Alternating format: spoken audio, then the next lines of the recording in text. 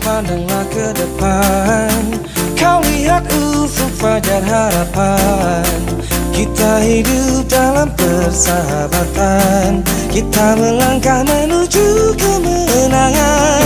Matahari bersinar. Apa itu yang disebut dengan kolonialisme dan imperialisme? Berikut kita ulas satu persatu. Apa itu kolonialisme? Secara makna, kolonialisme adalah istilah yang berasal dari kata kolonus, artinya adalah menguasai. Oleh karenanya, kolonialisme dapat dimaknai sebagai suatu upaya yang dilakukan suatu negara untuk menguasai wilayah tertentu di luar negaranya. Lalu, siapa yang memulai kolonialisme di Indonesia? Kolonialisme di Indonesia bermula dari bangsa Portugis. Ekspedisi yang mereka lakukan pertama kali dipimpin oleh Vasco da Gama. Bersama krunya, Vasco da Gama berhasil berlayar hingga mendarat di Kalkutta, India.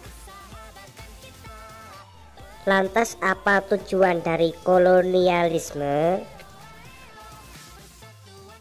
Kolonialisme bertujuan untuk menguras habis sumber daya alam dari negara koloni untuk diangkut ke negara induk.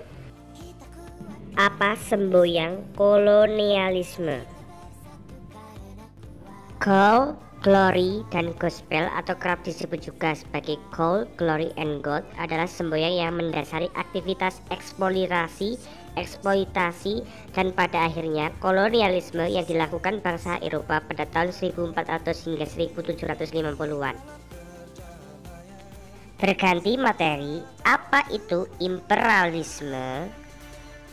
Imperialisme merupakan istilah yang berasal dari kata imperator, artinya memerintah. Nah, berarti imperialisme itu adalah suatu sistem dalam dunia politik yang bertujuan untuk menguasai negara lain dalam memperoleh kekuasaan atau keuntungan dari negara yang dikuasainya. Imperialisme dibagi menjadi dua, yaitu berdasarkan waktu dan tujuannya.